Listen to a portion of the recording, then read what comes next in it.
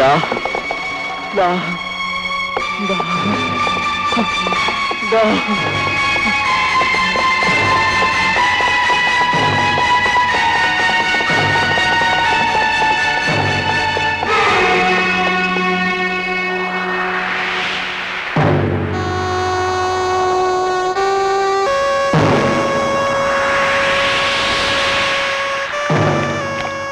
ప్రతాప్, వీరిని ముందు వైద్యుడి దగ్గర తీసుకెళ్దాం. వద్దు వద్దు బాబు, నన్ను బ్రతికించే ప్రయత్నం మీరు చేసే లోపలే నేను నిజం చెప్పకుండానే చచ్చిపోతాను. చచ్చిపోయే ముందు నేను చెప్పేది వినండి. ఏమిటో చెప్పండి. పశుపతి అనే రాక్షసుడు చేసిన కిరాతకానికి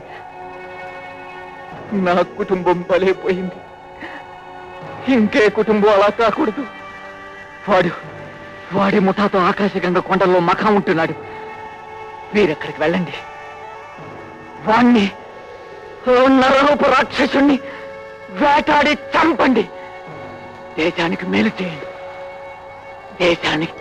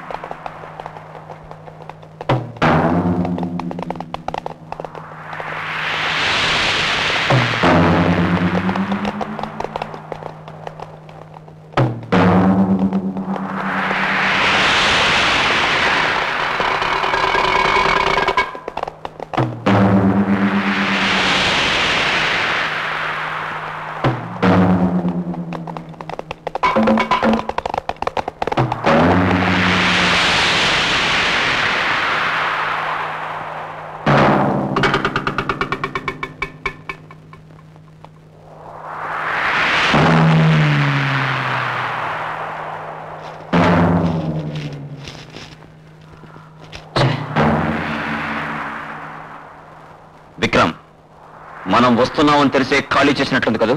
కాదు, ఈ గుర్తుల్ని బట్టి చూస్తూ ఉంటే ఖాళీ చేసిన తర్వాతే మనం వచ్చాం.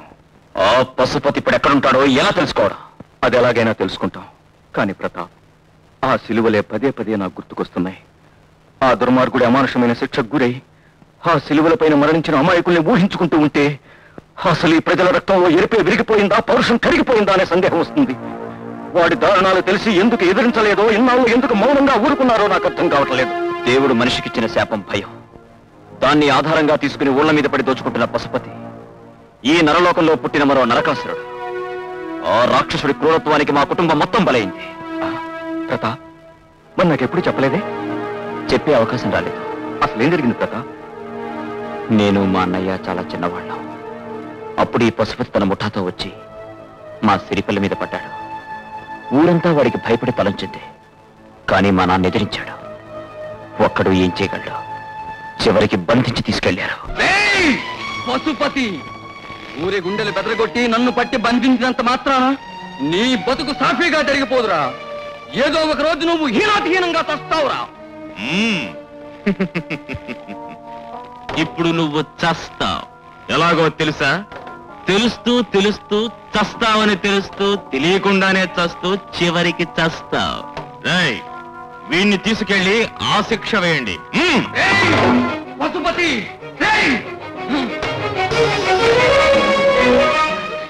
ఏమండి, మా వారెక్కడున్నారో తెలియక మీ మీద తిరగబడ్డారు.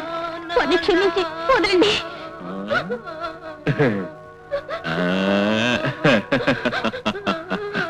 రావడం కాస్త ఆలస్యమైంది. వర్ణం చేయకండి. మాకున్న ఆస్తంతా మీకు ఇస్తాం. వారెక్కడున్నారో చూపించండి. చూస్తావా? అందమైన ఆడదానివి.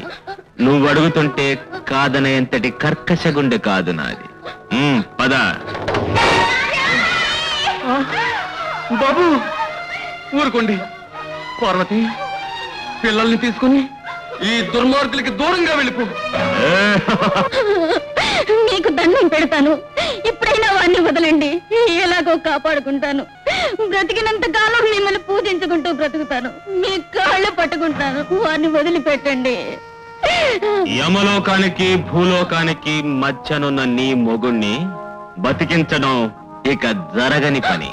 నీ మొగుడుతో పోరాడి అలసిపోయిన నాకు నువ్వే సేద తీర్చాలి. ఆ? కాదన్నావో వీళ్ళిద్దరి రక్తం నీ కళ్ళ ముందు కాలువై పాడుతుంది. బాబు నీకు పుణ్యం ఉంటుంది, నా బిడ్డలే చేయకు. అయితే గుడారంలోకి వెళ్దాం పద. తప్పు, అలాగడగొద్దు.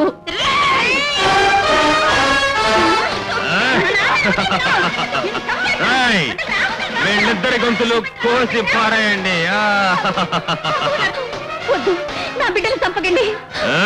ఎదిరించిన ఏ ప్రాణిని పశుపతి బతికొండనివ్వడు. అభోషం తెలియని పసివాళ్ళు వీళ్ళని ఎందుకు చంపడం? దయచేసి వీళ్ళని విడిచిపెట్టండి. అంతగా అడుగుతున్నావు కనుక నీ అందాన్ని ఆనందంగా నాకు కానుక ఇస్తే నేను దయదలిచి నీకు ఒక కానుక ఇస్తా. వీళ్ళిద్దరిలో ఒకణ్ణి ఎవరు కావాలా కోరుకో. మిమ్మల్ని చంపుకోవడం కోసం కాదురా నేను కన్నది. మీకేమి జరగనివ్వను, ఊరుకోండి. పశుపతి, ఇద్దరు బిడ్డలకి ప్రాణం ఇచ్చిన తల్లిని ఏ బిడ్డ కావాలని నువ్వు అడుగుతుంటే నేనేమని చెప్పను చెప్పు. అసలు ఏ తల్లికి ఎప్పుడు ఇక్కడ ఎన్నడూ ఎదురవని ప్రశ్నకి నేనే సమాధానం చెప్పను. అటు నా భర్త ప్రాణాలు తీసావు, ఇటు నా బిడ్డల ప్రాణాలతో ఆడుకుంటున్నావు. అందుకంటే నా ప్రాణాలు తీసే వీళ్ళిద్దరినీ బ్రతకనివ్వు. వీళ్ళిద్దరూ నా రెండు కళ్ళతో సమానం. వీళ్ళనేం చేయకండి, నన్ను చంపండి, నన్ను చంపండి. పార్వతి, నీ కళ్ళను నువ్వే పొడుచుకుంటున్న మూర్ఖురాలివి. ఒక్క కంటి చూపు కూడా నోచుకోలేని గుడ్డిదానివి. కేవలం నీ అందాన్ని చూసి నీకిచ్చిన అవకాశాన్ని జార విడుచుకుంటున్న దురదృష్టవంతురాలివి. రాయ్, వీళ్ళిద్దరిని తీసుకెళ్లి సఫా చేయండిరా. వీళ్ళిద్దరిని తీసుకెళ్ళండి.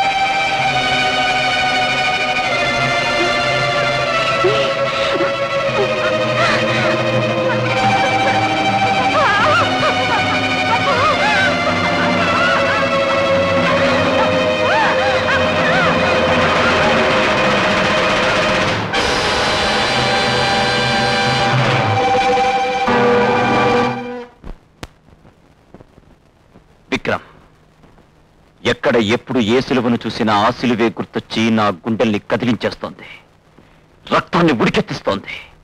నాలో రగులుతున్న పగను చల్లార్చుకోవాలని ప్రతి క్షణం వాడి కోసం గాలిస్తూనే ఉన్నాను. ఆ దారిలోనే మనం కలిశాం. చనిపోయిన మా అన్నయ్యను నీలో చూసుకుంటూ తృప్తిపడుతున్నాను. తమ్ముడు. అన్నయ్య. అవును తమ్ముడు, ఆనాడు రావణ సంహారానికే రామలక్ష్మణులు పుట్టారు. కానీ ఈనాడు ఈ పశుపతి సంహారానికే మనం కలిశాం. ఇక మనకెదురు లేదు. పద, వాడెక్కడున్నాడో గాలించి పడదాం.